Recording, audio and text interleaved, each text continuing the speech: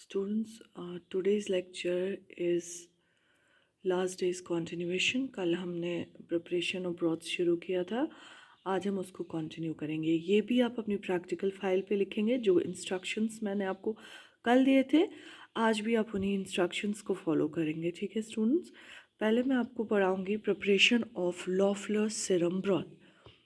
Loeffler serum broth जो होता है स्टूडेंट्स, ये आपको यूज़ होता है for the cultivation of Corynebacterium. जो हमारे पास डिप्थेरिया होता है, उसको जब आप ग्रो कराना चाहते हैं, डिप्थेरिया बैक्टीरिया को जब आप ग्रो कराना चाहते हैं, तो उसके लिए आपको प्रिपेयर करना पड़ता है Loeffler serum broth. Okay students, now I will tell you what you require for the preparation. पहली जो चीज़ आपको ज़रूरत है इस ब्रॉथ को बनाने के लिए, वो होता है सीरम.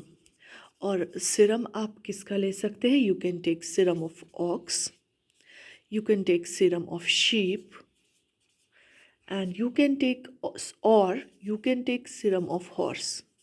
इनमें से किसी भी स्पीशी का सीरम आप ले सकते हैं. सीरम आपको लेना है round about 300 ml.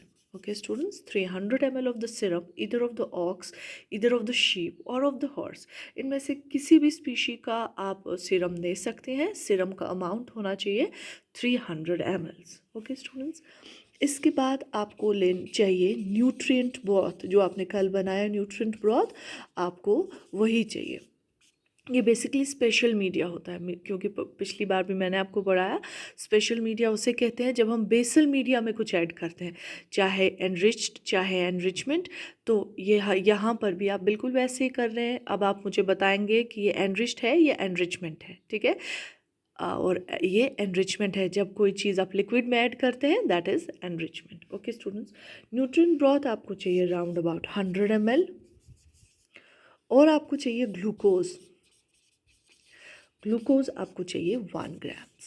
So students, for the preparation of Loeffler serum broth, which is particularly used for the cultivation of Corynebacterium, so for that thing you need following ingredients. What ingredients do you need? You need serum of ox, sheep और horse. इनमें से किसी का भी, चाहे आप ox का ले लो, sheep का ले लो, horse का ले लो. Generally यहाँ पर आप क्या देखोगे कि हम लोग sheep का ही serum ज़्यादा इस्तेमाल करते हैं, क्योंकि ये इजीली अवेलेबल होता है. यहाँ पर मीट कंजप्शन बहुत ज़्यादा होता है, और आप जब भी sheep का blood is very easily available to you in the market, you can get it. So whatever you will see, whenever you will prepare this media, you will see we will make use of the sheep serum. Okay students, second important thing that you need is nutrient broth. Okay, and after that is glucose, any glucose which is provided in the lab. ये media जो है ये 2 हिस्सों में बनता है. ठीक है students, the media is to be prepared in 2 halfs. पहले आप क्या करेंगे, जो आपको ये सीरम है, जो सीरम आपके पास ऊपर है, इस सीरम को आप फिल्टर करेंगे. ठीक है, you will filter the serum. और फिल्टर कैसे करेंगे सीरम को?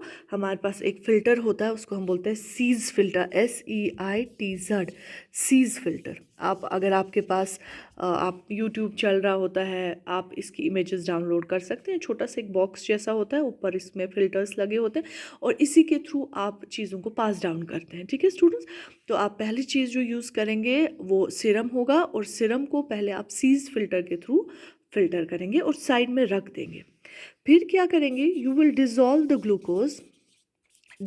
Glucose in nutrient broth. Nutrient broth जो इधर है उसमें ग्लूकोज को डिजोल्व करेंगे. उसके बाद इसको ऑटोक्लेव करेंगे, ऑटोक्लेव द मिक्सचर. ये चीज़ ऑटोक्लेव नहीं होनी है, क्योंकि सीरम को अगर आप ऑटोक्लेव में डालेंगे तो वो डीनेचर हो जाएगा और उसका काम ख़त्म हो जाएगा. आपको सोल्यूशन ए बनानी है. पहले prepare the solution A. How will you prepare? Take the serum and filter it through सीज filter. Okay, keep the solution A aside. अब इस सोल्यूशन को साइड में रखें. सोल्यूशन बी बनाने के लिए dissolve the glucose in nutrient broth. जब वो डिजोल्व हो जाए, फिर उस सोल्यूशन को ऑटोक्लेव कीजिए. ऑटोक्लेव करने के बाद इसको bring down to room temperature. अब इसको रूम टेम्परेचर के ऊपर लाओ. जब रूम टेम्परेचर पे ये आएगा, then add serum. Serum add करने के बाद pour into screw capped bottles. Screw cap bottle मतलब को आपको याद होगा, मैंने क्लास में आपको दिखाया था एलजी मीडिया। एलजी मीडिया एक बॉटल में था जिसके ऊपर ढक्कन लगा हुआ था ऊपर, उन्हीं बॉटल्स को कहा जाता है स्क्रू कैप्ड बॉटल। वैसे ही सिमिलर बॉटल के अंदर आपको ये मीडिया भी रखना है और उसके बाद ही इसमें इनॉक्यूलेशन करनी है। After pouring it into the screw capped bottle, you can inoculate it and you can keep it for incubation. This is how Loeffler serum broth is to be made. I hope students आपको clear होगा। अगर कोई doubt होगा आप मुझे, जैसे WhatsApp पे कल भी कुछ बच्चों ने फॉरवर्ड की थी अपनी कॉपी, वैसे ही वो आज भी अगर कोई डाउट होगा तो आप उसको यू कैन फॉरवर्ड मी। कोई भी डाउट अगर आपको होगा इस चीज़ को लेकर, you can ask your questions and you can communicate. Okay students, next important media is meat extract broth. Meat extract broth के लिए आपको क्या चाहिए? You need peptone. Peptone should be about 10 grams. You need meat extract, that is about 10 grams. You need NaCl, that is about 5 grams, and you need distilled water, that is about 1 liter. Procedure आपको पता ही है students, जैसे मैं कल बता चुकी हूँ। पहले dissolve all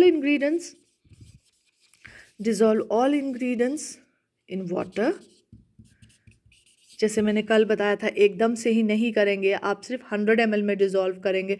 फिर जब आपको लगेगा हाँ द रिजोल्यूशन इज़ कंप्लीट, तब जाके उसका फाइनल वॉल्यूम बनाएंगे। And then pour into sterile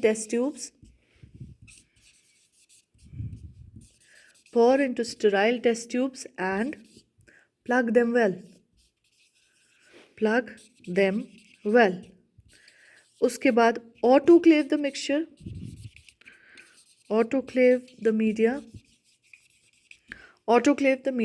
and bring them back। जब आप ऑटोक्लेविंग से बाहर निकाले, उनको रूम टेम्परेचर पे लाए और तब जाके उनमें इनॉक्यूलेशन करें। This is how you have to prepare these 2 types of broth. I hope students it is clear to both of you. सिर्फ आपको लॉफलर सीरम ब्रॉथ है उसमें थोड़ा बहुत अलग प्रोसीजर है, ये जो मीट एक्सट्रैक्ट ब्रॉथ है it's like any other broth, जैसे आपने कल भी पढ़ा, it's like any other broth. But for this kind of broth, ये जो आपने बनाया लॉफलर सीरम ब्रॉथ, ये थोड़ा बहुत अलग है। इसमें आपको 2 हिस्सों में मीडिया बनाना है। पहले आपको सीरम को फिल्टर करना है सीज फिल्टर के थ्रू, उसके बाद उसको साइड में रखना है, फिर उसके साथ टच नहीं करना। फिर अलग प्रिपरेशन करनी है आपको, न्यूट्रिएंट ब्रॉथ बनाना है। अगर अवेलेबल है आपके पास प्रिपेयर्ड न्यूट्रिएंट ब्रॉथ, उसे यूज़ करें। फिर उसके अंदर ग्लूकोज डालना है। ग्लूकोज को डिज़ोल्व बहुत अच्छे से करना है, यानी कि throughout the work is done, no, you have to wait.